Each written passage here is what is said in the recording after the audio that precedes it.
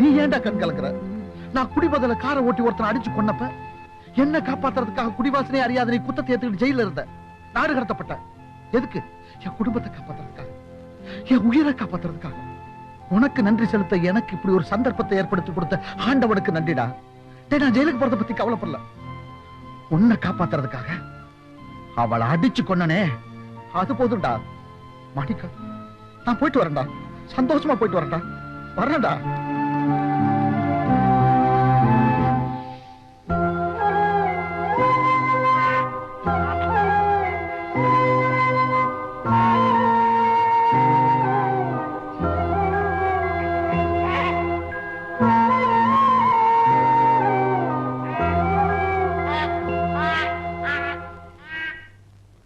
என் உடன் பிறப்பே பிரியா.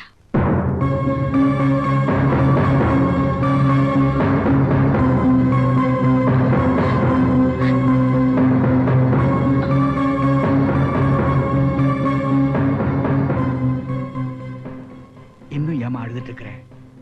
குழந்தையும் பிறந்தாச்சு. இத பாருமா, அந்த மாணிக்கத்தோட வாழறதுக்கு நீதாமா பொருத்தமானவ. அத பிரியா கழுதைக்கு கொடுத்து வைக்கல. சரி, இத பாரு, நீ ரெடியாயிரு, வீட்டுக்கு புறப்படணும். இதோ வந்துடுறேன்.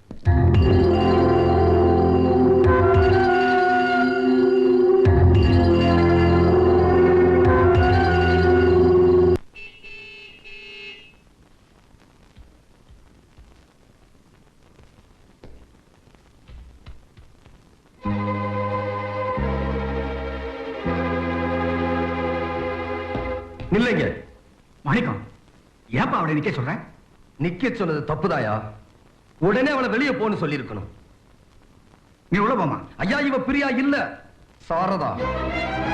இவ சாரதாங்கிறனாலதான் உள்ள போக சொல்றேன். அவ இங்க இருக்கவே கூடாதுன்னு நான் சொல்றேன். எதனால? என்ன நம்ப வச்சு துரோகம் பண்ணி ஏன் பிரியாவுக்கு நான் துரோகம் பண்ணும்படி செஞ்சிட்டாளையா? எப்படியோ அவ உங்க கூட வாழ்ந்துட்டா. அது மோசடியான வாழ்க்கை. உன் கையால தாலி கட்டிட்டு இருக்கா. சதி பண்ணி கட்ட வச்ச தாலிக்கு நான் எப்படியா பொறுப்பேற்றுக்க முடியும்? தாலிக்கு பொறுப்பேற்க வேணாம்ப்பா. ஆனா இந்த குழந்தைக்கு தகப்பங்கிற பொறுப்பை நீ தட்டி கழிச்சிட முடியுமாடா? சாரதாங்கிற பேரு கொண்ட இவ பிரியாங்கிற கள்ளச்சாவிய போட்டு திறந்து கொள்ளையடிச்ச சொத்தியா இது? இவ முகத்துல முழிச்சாலே பாவம்யா. நீ சாரதாவோட வாழ்ந்துதான் ஆகணும். வாழ்ந்தா என் பிரியா கூட தான் வாழ்வேன். செத்தா அது இந்த பேயாலதான் சாவேன். என்னங்க, கொஞ்சம் பாருங்க.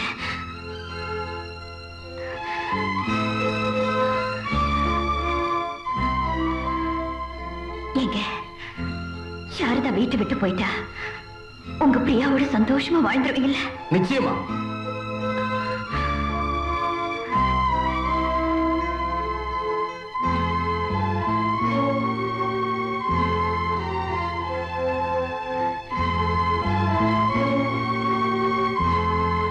நீங்க உயிரா நினைக்கிற பிரியா இவதான். அந்த உயிரையே போக்கும் விஷமா நினைக்கிற சாரதா நான் தான்.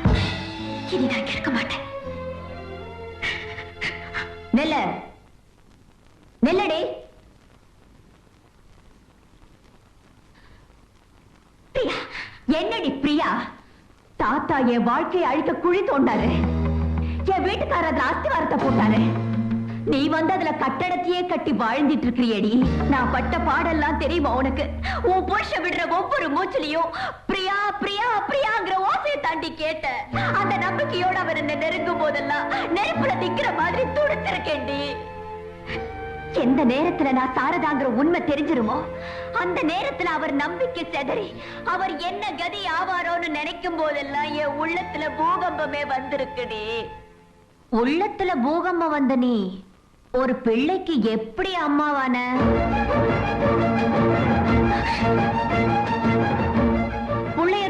போட்டியடி சொல்ல.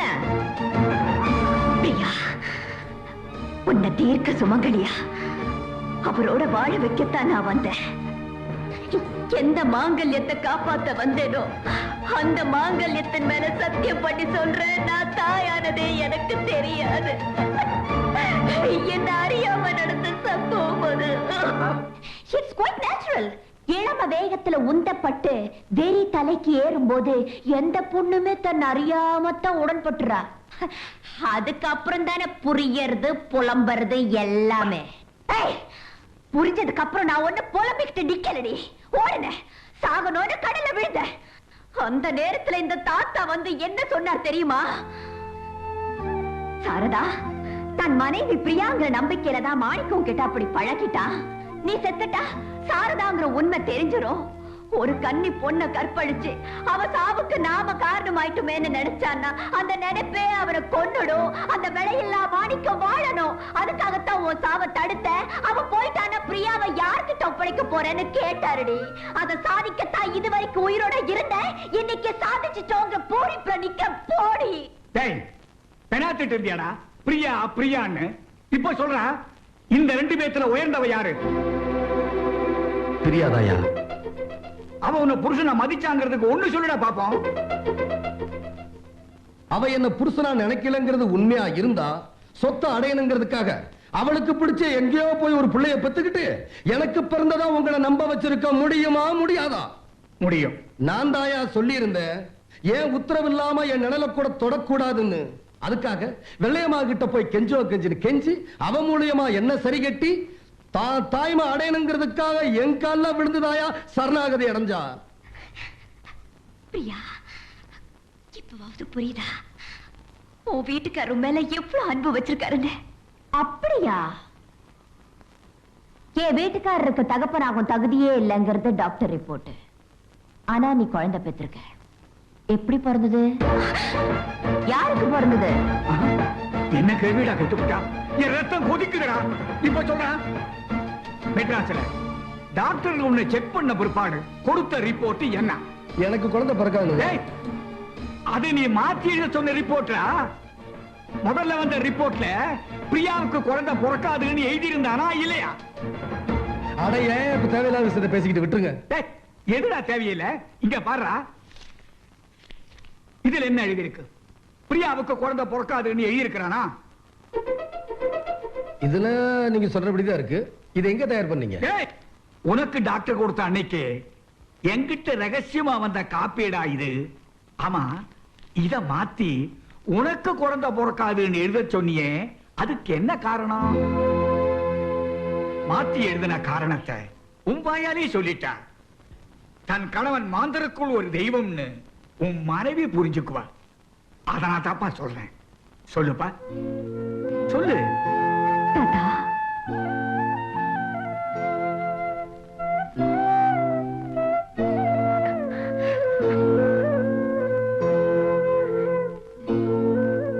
தாத்தா அவர் சொல்ல மாட்டார். தாத்தா, எங்க நீங்க டாக்டர் கிட்ட சொன்னது நான் சொல்றேன்.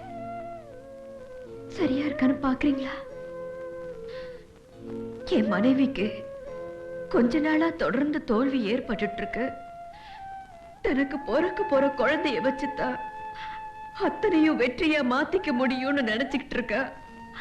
அந்த நம்பிக்கையோட இருக்கிற அவகிட்ட போய் குழந்தை பெறும் வாய்ப்பே இல்லைன்னு சொன்னா அவ தாங்க மாட்டா, தற்கொலை பண்ணிக்குவா.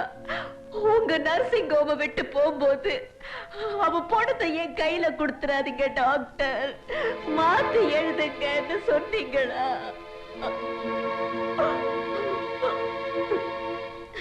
டாக்டர், எனக்கு பிறகுதான் என் மனைவி சாகணும். அவ பூர்ண ஆயுசோட இருக்கணும். அதுக்காக ஆண்மையற்றவங்கிற பேரை நான் சுமந்துக்கிறேன், மாத்தி எழுதுங்கன்னு கதர்னீங்களா? ஏமா, இதெல்லாம் உனக்கு எப்படிமா தெரியும்? தாத்தா, இங்க சிங்கப்பூர்ல நான் குழந்தைய பெற முடியாதுன்னு சொல்லிட்டாங்க தாத்தா. அதுக்கப்புறம் அது சம்பந்தமா யார்கிட்ட என்னென்ன கேட்கணுமோ அத்தனையும் கேட்டு தெரிஞ்சுக்கிட்டேன். அந்த நேரத்துல தங்கிட்ட தாயானது பிரியா இல்ல சாரதாங்கிற உண்மை அவருக்கு தெரிஞ்சு போச்சுன்னா அவ்வளவு மோசக்காரின்னு நினைச்சு விரட்டிடுவாரு. எனக்காக தன் வாழ்க்கையே பலி கொடுத்த தியாக சுடருக்கு அந்த நிலைமை வந்துடக்கூடாது, அவளை வாழ வைக்கணுங்கிறதுக்காகத்தான் நான் இங்க வந்தேன். அவ தன்னை அறியாமத்தான் தாயாக இருக்கணும்னு நான் எப்பவோ அனுமானிச்சுட்டேன். அவ கலங்கம் இல்லாதவன் நீங்க புரிஞ்சுக்கணுங்கிறதுக்காகத்தான் அவளோட எதிர்மறையா பேசி அவளை பேச விட்டு உங்களை கேட்க வச்ச. நான் மன்னிக்க முடியாத பல தவறுகளை செஞ்சிருக்கேன். பிரியா, என்ன பொறுத்த வரைக்கும் மன்னிக்க முடியாத எந்த தவறு நீ எனக்கு செய்யல. என்னங்க உங்களை எவ்வளவு கேவலப்படுத்திருக்கேன், எத்தனை இடத்துல அவமானப்படுத்திருக்கேன். நான் நடந்துகிட்ட அடங்காப்படாரி தனத்துக்கோ அற்பத்தனத்துக்கோ வேறொரு கணவனா இருந்தா என்ன நடந்திருக்கும்? பொறுமைக்கு இலக்கணமா ராமனை சொல்றாங்களே, அந்த ராமனா இருந்தா கூட என்ன கண்ட துண்டமா வெட்டி எரிஞ்சிட்டு போயிருப்பான். ஆனா அது கொஞ்சம் கூட நினைச்சு பார்க்காம கடல் திட்டுல குடிநீரை கண்டுபிடிச்ச மாதிரி என்கிட்டயும் சில நல்ல குணங்களை கண்டுபிடிச்சு என் மேல உயிரையே வச்சு ஏன் கூடத்தான் வாழ்வேன்னு சொல்ற நீங்க ஒரு காவியம் மட்டும் இல்லைங்க, காவிய தலைவனாயே இதயத்துல நின்னுட்டீங்க. நான் செஞ்ச பாவத்துக்கெல்லாம் பிராயச்சித்தமா உங்க காலை தொட்டு என் கண்ணை ஒத்திக்கணும்னு விரும்புறேன். பிரியா, நீ என் காலை தொடலாம், வணங்கலாம். ஆனா எனக்கு என்னமோ பாவத்தை பண்ணிட்டு அதுக்காக என் காலை தொடரன்னு சொல்ற பாரு, அதுக்கு ஏன் மனசாட்சி இடம் கொடுக்காது? அந்த நினைப்போட நீ என்ன தொடவும் கூடாது. இதுக்கு முன்னாலேயும் தொடக்கூடாதுன்னு சொன்ன நீங்க நான் தொட்டு தழுவ அனுமதிச்சீங்களே, அந்த கருணை உள்ளம் தடுக்காதுங்கிற நம்பிக்கையில நான் உங்க கால்ல விழுறேன்.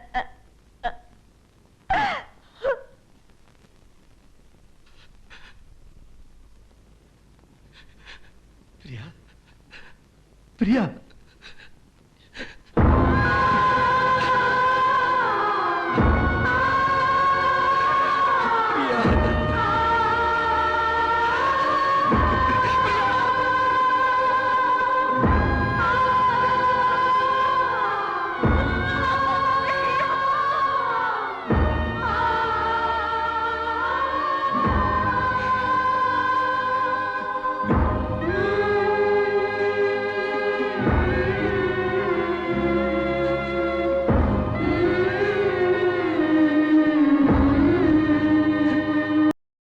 இன்னும் பல வீடியோக்களை காண சன் லைஃப் சேனலை சப்ஸ்கிரைப் பண்ணுங்க.